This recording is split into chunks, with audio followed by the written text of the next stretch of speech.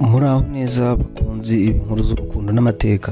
Muri iyi episode yacu ya mbere tugiye kwinjira mu rukundo rudasanzwe rw'umwami w'Ubwongereza Prince Harry n'umukinnyi wa filime wakunzwe cyane Meghan Markle.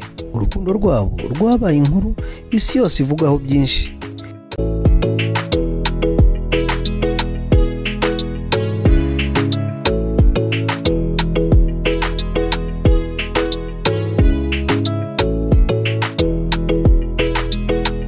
Yaba byiza ndetse n'ibibi, ariko se Meghan yahinduye ubuzima bwa Prince Harry gute? Tugiye gusesengura muri iyi nkuru yihariye ibijyanye nabyo.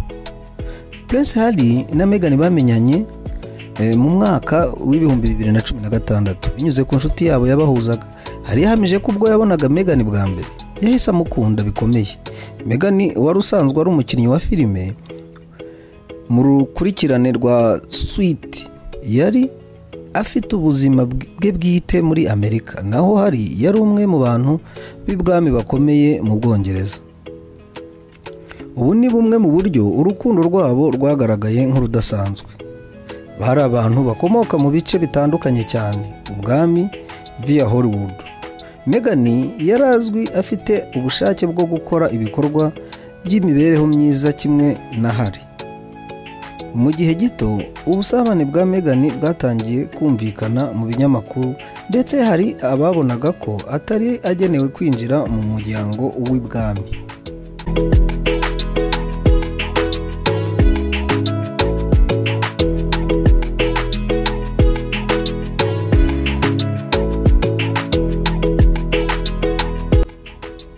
Mu bihumbi 2018 Harry na Meghan bakoze ubukwe bw'igitangaza bwakurikiwe n'isi yose, ariko nyuma y'igihe gito ibibazo byatangiye kuvuka.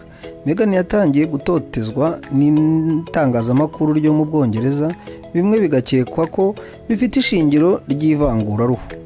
Harry yatangiye kumva ko umugore we atishimye kandi ko ubuzima bw'ibwami bumubangamiye. Ibihuha byatangiye gukwirakwizwa ko Meghan yagiraga uruhare mu gutandukanya Harry n'umuryango we. Mu bihumbi 2020 bafashe icyemezo gikomeye cyo kuva mu muryango w'ibwami bakajya kuba muri Amerika. Ibi byateye impaka ndende. Hari abavuze ko ari Meghan wamushoye muri icyo cyemezo, ubundi bakavuga ko Harry yifuzaga ubwisanzure.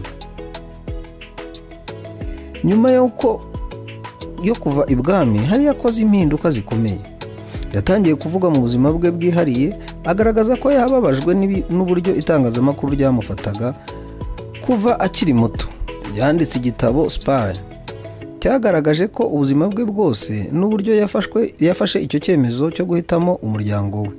Yatangiye gukorana na Meghan mu mishinga y'ubugiraneza nka Netflix na Spotify, bigaragaza ko ubu atagendera ku mategeko y'ibwami. Meghan yamuhaye icyizere cyo kuba umwe, akava mu mwirondoro wa Prince w'ubwami akibona nk'umugabo w'umugore w'umubyeyi w'abana be. Muri make, Meghan yahinduye Prince Harry mu buryo bwinshi. Yamufashije gutinyuka gufata icyemezo cyo kuva mu bwami, yatumye afata icyemezo cy'ubuzima bwe bushya atagendera ku mategeko y'ibwami. Bamaze kwiyubakira ubuzima bushya muri Amerika kure y'ubwami, baharanira uburenganzira bwabo. Ariko se iki cyemezo cyabo cyagize ingaruka nziza cyangwa nimbi? Ese byaba byarateje urwikekwe rurerure mu muryango w'ibwami? Ibi byose bizaganirwaho mu bice bizakurikiraho. Mu gice gikurikira tuzaganira kuri Beyonce na Jay-Z, tubatekerereze urukundo rwabo n'uburyo bakoze umubano wabo nyuma y'ibibazo bikomeye. Reka dukomeze tuganire ku rukundo n'amateka y'abakundana bazwi cyane. Tubaye tubashimiye mwe mwese mwakomeje kudutega amatwi, naho ubutaha dukora ikindi kiganiro. Haba ari inyunganizi cyangwa ibitekerezo, watwandikira kuri Kutundi TV kugira ngo tugende dukoraho ku byo namwe mwifuza ko twavugaho. Murakoze, naho ubutaha.